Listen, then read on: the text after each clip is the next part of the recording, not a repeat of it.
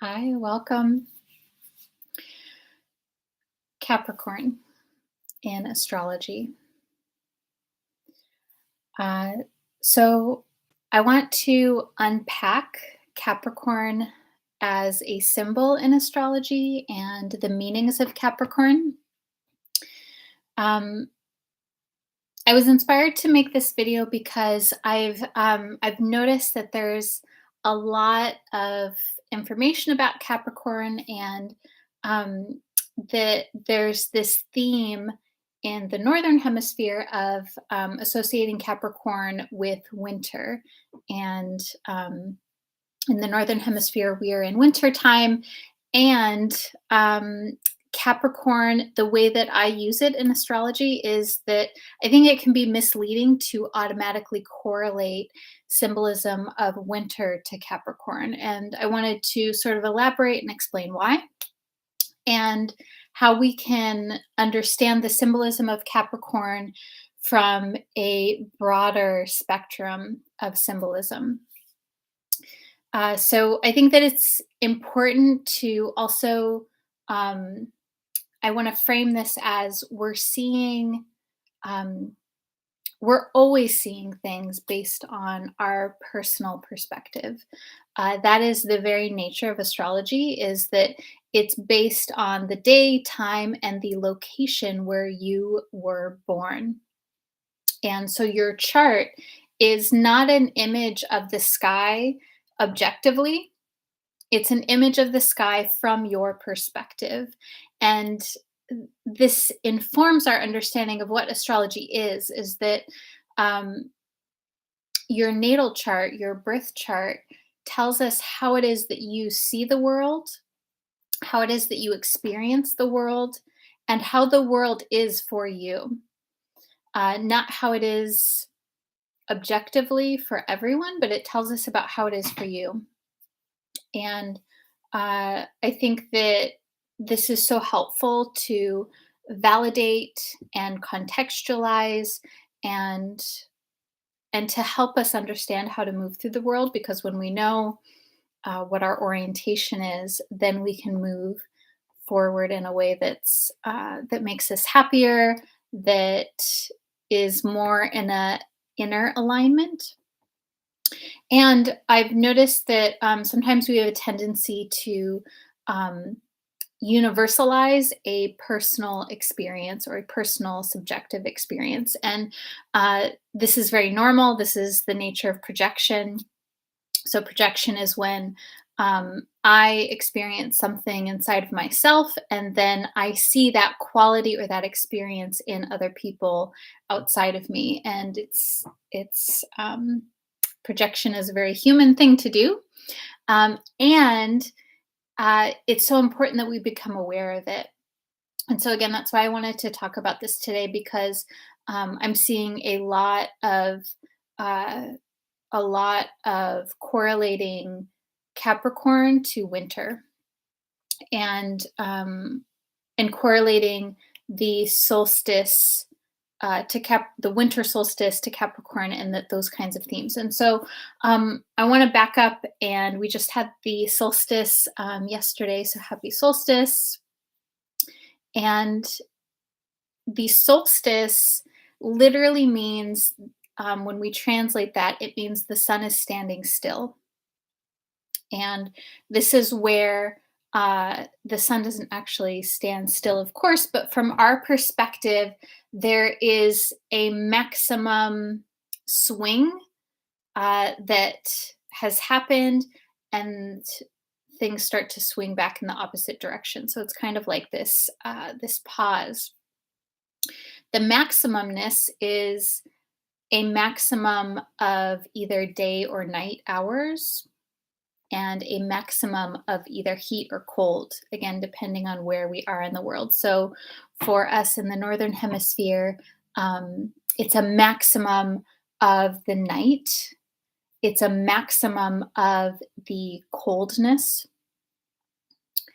because the Earth has tilted so that the Northern Hemisphere is as far away as it's going to get from the sun. and now it's going to start moving back. And I realize this is kind of common sense what I'm explaining to you, but I think it's so important to understand that the other half of this equation is that the nature of the solstice point is that the southern hemisphere is experiencing the maximum daylight hours, the maximum heat that they're going to receive as the Earth starts to tilt in orientation back away from the sun. And so the solstice is this marker for a change in direction. And we have the solstice in December, which is the winter solstice or the summer solstice, depending on where you are. This point for all of us in December is Capricorn in nature. And so, for a person that's experiencing Capricorn in their summer, it's going to be a very different experience, of course. And I was also thinking this morning as I'm contemplating Capricorn and personal subjective experience that in the US we're going to have like one of the coldest, most harsh storms that we've had in many, many years. And that this is something that is very real and very, something that we cannot avoid. We cannot avoid these harsh conditions. And to also keep in mind that that is not necessarily Capricorn, though Capricorn, I think, of course, can be experienced as harsh in very particular ways, but so can all of the other signs. And so if Capricorn is not winter, then how do we start to understand the symbolism of not just Capricorn, but of any of the signs in a very particular kind of way? So I like to start with looking at the mode and the element of the signs. And so this is usually what I do when I'm teaching astrology, because I think that we already have so many personality quirks associated to the signs from popular astrology and astrology columns. And so looking at simply the nature, the quality of the element and the quality of the mode, and I'll tell you more about those in a moment. When we look at those, we can start to understand these signs in their essence, in their most universal and objective essence as much as we can. So, what do you think Capricorn is? Capricorn is an earth sign. And there are 3 modes. So when I say mode, it's M-O-D-E-S.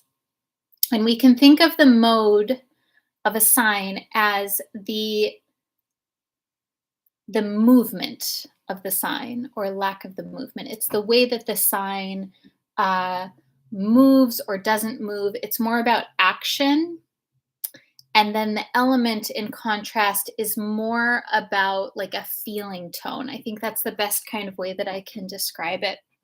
So, so there's 3 modes, and there are 4 different signs of the zodiac in each mode. So they're equally dispersed.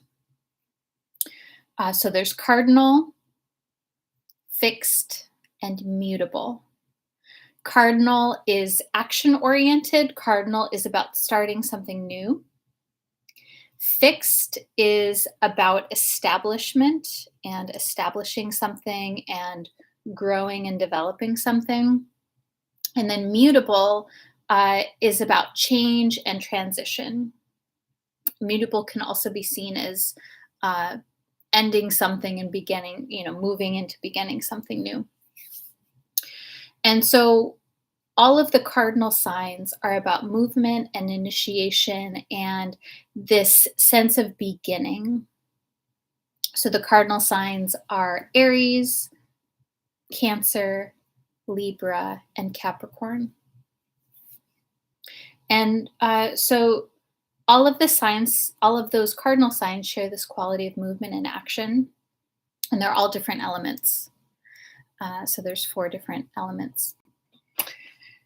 So Capricorn being cardinal, this is about movement and initiation and action and moving forward. Uh, Capricorn is about Capricorn is about taking action in a very particular way. It's about taking action within the earth element.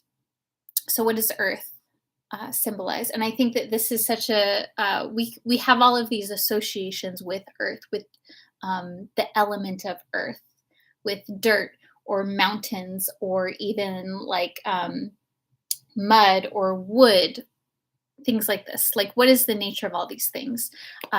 In contrast to the other elements, which are water and air and fire. So, earth is typically more structured or structural. It's harder to move or to manipulate, usually, in contrast to water or air or fire. Uh, earth is one of the elements that is hardest for us to change, I think, and it's also the most stabilizing of the elements. So there's kind of that push-pull where it's like, uh, it can be very stable and grounding, and um, if we're looking for a change, Earth is kinda like the hardest to change in a quick manner. Uh, when we go more into the psychological realm, or starting to symbolize Earth a little bit more, Earth is associated with the practical structure of our life. So the bonds that we have, the physical place that we're in, and it's the way that we've organized our life in a way that is supporting us. So this can be something like your career or your family, or uh, the schedule that you have set up for yourself that is supporting you in that way.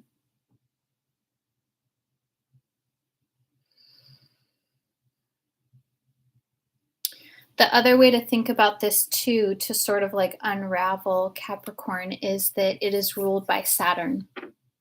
Now, Aquarius is also ruled by Saturn, but it's a different kind of quality because Aquarius is a fixed air sign. So it's got that air, so it's more movable.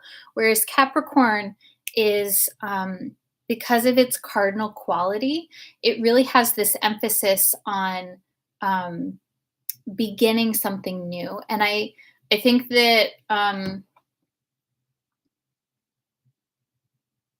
think that with the cardinal and the earth combined, we can think about Capricorn as having the energy and the vitality and the libido to begin something new that is going to take a long period of time, Saturn. And that this can manifest in a variety of different ways. I think that um, there's a common association with Capricorn in pop astrology of being like all about business, or being really serious, and being kind of like really focused on success and career, having resting bitch face. Like, I've seen that a lot. And I think, like, of course, that can be true. Um, I think, though, at its core, Capricorn is really concerned with security and safety and protection. And this is like Cancer and Capricorn share these qualities, this concern around safety and security. And this is because each of their ruling planets are associated with this in different ways. So Capricorn, ruled by Saturn, is concerned with containment, Saturn boundaries, your physical manifestation in this world. And then Cancer, being ruled by the moon, is about safety and security of the emotional body, of the family unit. And so the way in which Capricorn energy moves toward things in a very cardinal way, it's moving towards and trying to establish safety and security in a practical way. This often looks like um, things like business or financial security, or establishing a protective layer around oneself.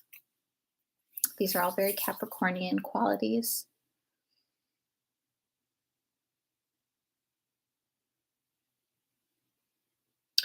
And so, what I love about looking at Capricorn this way is that it can exist uh, regardless of what season we're in. It can exist in summer, it can exist in winter, and that we don't need to incorporate.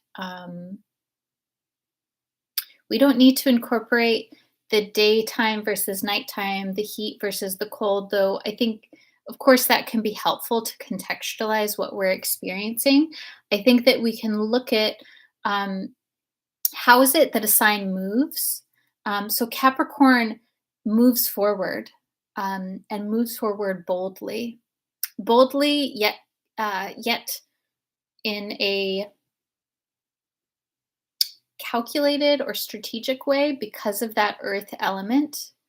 And Capricorn's strategicness is not from a place of craftiness, like in contrast to like a Virgo or a Gemini kind of energy. There is strategicness from like a craftiness, from a mentalization kind of place.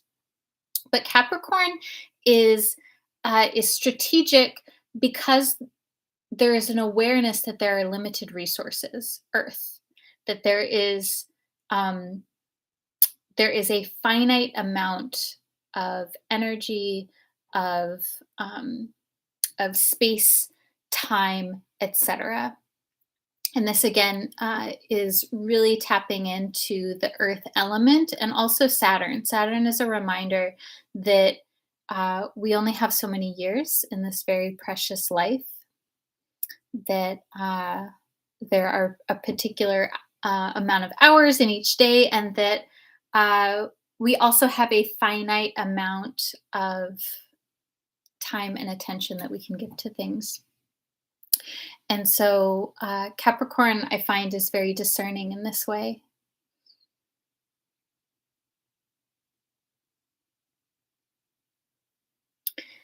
And both Cancer and Capricorn are a time when we pause. I'm thinking of the Seven of Pentacles in the Tarot, where there is the symbolism in that card of you've been doing all of this work, and then you're going to pause for a moment before you launch into a new thing. Because you've spent a lot of effort doing the thing that you've been doing. And we know with both Cancer and Capricorn that they are cardinal signs, and that there's going to be a lot of momentum as we move through that sign. So the solstice is marked by either Cancer or Capricorn. And so we know that it's like the beginning of the sign. So we know that once the sun transitions into tropical Cancer or tropical Capricorn, that we're going to launch into this cardinal kind of energy. And for us right now, that is launching into Capricorn energy, launching into moving toward the earth element, moving toward things that are practical and stable, and building your life for yourself.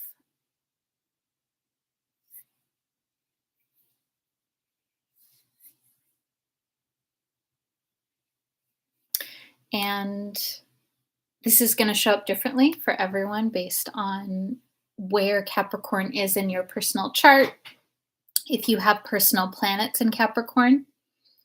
Uh, so this, I also want to mention too that we're having an extra emphasis on Capricorn this particular season because Mercury will station retrograde in Capricorn December 30th through about mid-January.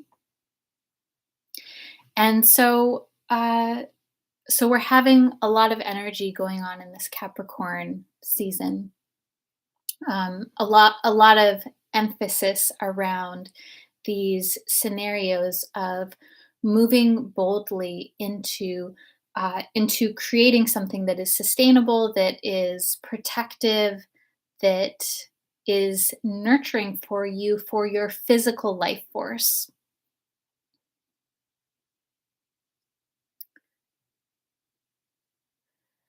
And the other piece of this too is looking at planets that may be in Capricorn. Now, when we think about the sun in Capricorn, we know that the sun is a symbol of life force, of energy, of your conscious awareness. Mercury is the mind, the intellect.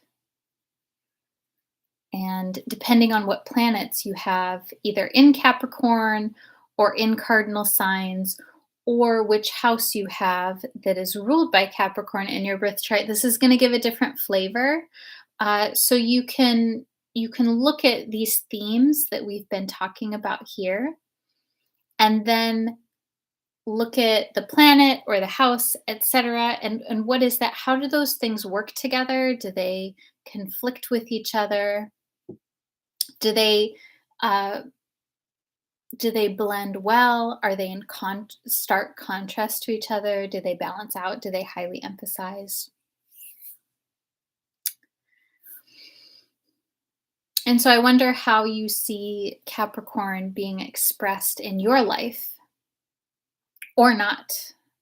Is there sometimes we have an emphasis of Capricorn, sometimes we have a lack of a certain kind of energy, again, depending on your birth chart. And is this something that you want to cultivate into your life, or that maybe you want to balance out a little bit?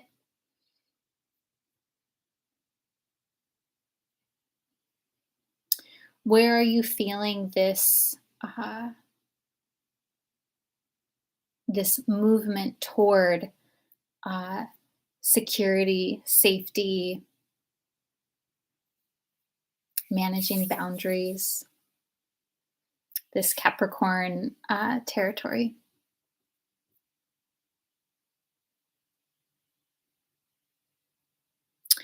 So I'll leave you with that.